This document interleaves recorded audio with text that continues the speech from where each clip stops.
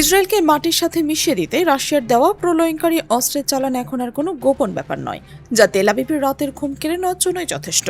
প্রায় 20টি যুদ্ধ বিমানের এক বিশাল বহর দিয়ে ইরানকে সাহায্য করতে চলেছে রাশিয়া, যেখানে প্রশ্ন উঠছে ইসরায়েলকে পুরোপুরি ধ্বংস করার জন্য কি এমন মরণ ফাঁদ পাততে চলেছে তেহরান। গোপন সূত্রে জানা গেছে প্রায় 1600 কিলোমিটার দূর থেকে শত্রুপক্ষের নির্দিষ্ট সামরিক আস্তানায় নিখুঁতভাবে হামলা চালাতেই এসব সমরাস্ত্র তেহরানকে হস্তান্তর করতে যাচ্ছে মস্কো। শুধু তাই নয়, আরও ভিন্ন ধরনের অত্যাধুনিক অস্ত্র তৈরির প্রতি জোর দিচ্ছে ইরানের সামরিক বাহিনী। কিন্তু ঠিক কবে এই অত্যাধুনিক যুদ্ধ বিমানে যোগ দেবে ইরানের সামরিক বহরে, এবং হঠাৎ করে কেন তেহরানকে এমন মাত্রিক সামরিক সহযোগিতায় মস্কো এগিয়ে এলো, সেটা এখন বিশ্ব রাজনীতির সবচেয়ে বড় রহস্য। ইসরায়েলের জন্য অশনির সংকেত হয়ে রয়েছে রাশিয়ার তৈরি কমপক্ষে 20টি যুদ্ধ বিমান, যাদের সম্ভাব্য যে কোনো যুদ্ধের ইহুদিবাদীদের বিরুদ্ধে লড়াইয়ের প্রস্তুতি নিচ্ছে তেহরান। অথচ সাম্প্রতিক সময় ইসরায়েলের প্রধানমন্ত্রী বেনিয়ামিন নেতানিয়াহু এবং মার্কিন প্রেসিডেন্ট ডোনাল্ড ট্রাম্প উচ্চকণ্ঠে দাবি করেছেন যে পুরোপুরি ধ্বংস হয়ে গেছে ইরানের আকাশ প্রতিরক্ষা ব্যবস্থা। তবে রাশিয়ার মতো পরীক্ষিত বন্ধু থাকলে যে কোনো শক্তি যে আর কোনো ভয় নেই, সেটা হয়তো ভুলে গিয়েছিল ইহুদিবাদীরা। জানা গেছে Su-335 মডেলের ওই যুদ্ধ বিমানগুলোর প্রথম চালান এরই মাঝে প্রস্তুত করে ফেলেছে রাশিয়া, যার মধ্যে নিজেদের বিমান বাহিনীকে অত্যাধুনিক প্রচেষ্টার বহুদূর এগিয়ে নিয়ে যাবে ইরান। সাম্প্রতিক এক প্রতিবেদনে এমন দাবি করেছে ইউক্রেন ভিত্তিক সংবাদ মাধ্যম কিয়েভ পোস্ট। কিন্তু হঠাৎ করে এমন সংবেদনশীল তথ্য কোথায় পেল সংবাদ মাধ্যমটি? মূলত গত বছরের শেষের দিকে রাশিয়া এবং ইরানের মধ্যকার একটি গোপন সামরিক চুক্তিকে ঘিরে বেশ কিছু নথি ফাঁস হয়ে যায় আন্তর্জাতিক সংবাদ মাধ্যমে। সেই ফাঁস হওয়া নথিতে দাবি করা হয়েছে যে Su-335 মডেলের কমপক্ষে 48টি যুদ্ধ বিমান রাশিয়ার কাছ থেকে কিনতে চাইছে ইরান, যার মধ্যে অন্তত 16টি সেই বছরেই তৈরি করে ফেলেছে মস্কো। আর সেই চুক্তির পুরো তত্ত্বাবধানে ছিল ইরানের প্রতিরক্ষা মন্ত্রণালয়, যা বিষয়টিকে আরও অত্যন্ত গুরুত্বপূর্ণ করে তুলেছে।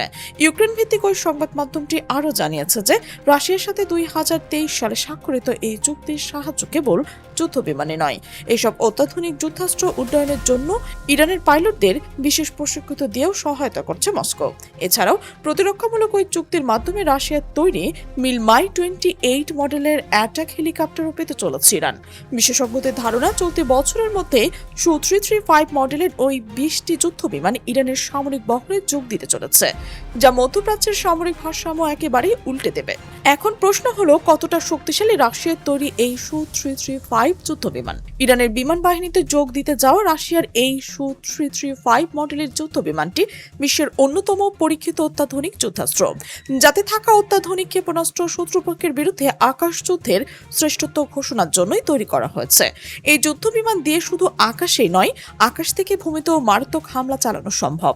প্রায় 1600 কিলোমিটার এলাকা জুড়ে তাণ্ডব চালাতে সক্ষম Su-335 মডেলের যুদ্ধ বিমানটি দিয়ে শত্রুপক্ষের আস্তানায় গভীরে থাকা লক্ষ্যবস্তুতেও নিখুঁতভাবে হামলা চালানো সম্ভব বলে দাবি করছে আন্তর্জাতিক সমরবিদরা।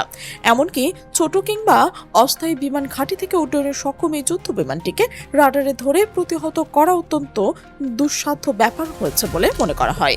তবে ইরানের সঙ্গে সামরিক সহযোগিতা নিয়ে ভিন্ন ধরনের সামরিক, এমনকি ছোট কিংবা অস্থায়ী বিমান ঘাঁটি থেকে উড্ডয়নের সক্ষম এই যুদ্ধ বিমানকে রাডারে ধরে প্রতিহত করা অত্যন্ত দুঃসাধ্য ব্যাপার বলে মনে করা হয়। তবে ইরানের সঙ্গে সামরিক সহযোগিতা নিয়ে ভিন্ন ধরনের আলোচনা এখানে শেষ নয়। আন্তর্জাতিক গণমাধ্যম এবং বিভিন্ন বিশ্লেষণের দীর্ঘদিন ধরেই দাবি করা হচ্ছে ভবিষ্যতে রাশিয়া তাদের পঞ্চম প্রজন্মের স্টিলথ যুদ্ধ বিমান Su-57 ইরানকে সরবরাহ করার বিষয়ে বিবেচনা করতে পারে। যদিও এ ধরনের সম্ভাব্য চুক্তি সম্পর্কে মস্কো বা তেহরান কোনো চূড়ান্ত ঘোষণা দেননি। এছাড়াও বিশ্লেষকদের মতে Su-75 এর উৎপাদন ও সরবরাহ সূচির কারণে এমন কোনো চুক্তি হলেও তা বাস্তবায়ন হতে আরও কয়েক বছর সময় লাগতে পারে।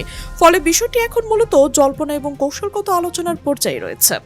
প্রতিরক্ষা বিশেষজ্ঞদের মতে, যদি ভবিষ্যতে ইরান সত্যি Su-75 এর মতো পঞ্চম প্রজন্মের যুদ্ধ বিমান পায়, তাহলে মধ্যপ্রাচ্যের আকাশ যুদ্ধে নতুন এক ভারসাম্য তৈরি হতে পারে। বিশেষ করে ইসরায়েলের উন্নত বিমান বাহিনী এবং আঞ্চলিক সামরিক পরিকল্পনার উপর এক দীর্ঘমেয়াদী প্রভাব পড়তে পারে বলে অনেক বিশ্লেষক মনে করছেন। তবে এমন সম্ভাব্য পরিবর্তন নির্ভর করছে চূড়ান্ত চুক্তি সরবরাহ এবং ইরানের বাস্তব অপারেশনের সক্ষমতার উপর। অন্যদিকে সাম্প্রতিক ইরান ইসরায়েলের সংঘাতের সময় ইরানের ক্ষেপণাস্ত্র হামলার রুশ প্রযুক্তির সম্ভাব্য ভূমিকা নিয়েও নানা আলোচনা হয়েছে। পশ্চিমা কিছু গণমাধ্যম এবং নিরাপত্তা বিশ্লেষণ দাবি করছে ইরান তাদের ক্ষেপণাস্ত্র ও প্রতিরক্ষা ব্যবস্থায় রাশিয়ার কিছু প্রযুক্তিগত সহায়তা এবং অভিজ্ঞতা ব্যবহার করতে থাকতে পারে।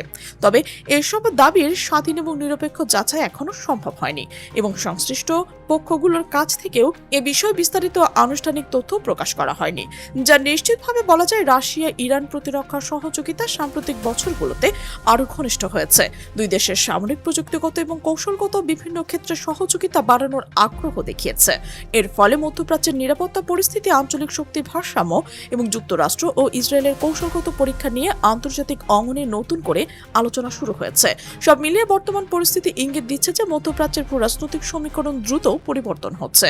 রাশিয়া, ইরান, অন্যান্য আঞ্চলিক শক্তির মধ্যে বাড়তে থাকা সহযোগিতা ভবিষ্যতে নতুন কৌশলগত বাস্তবতা তৈরি করতে পারে।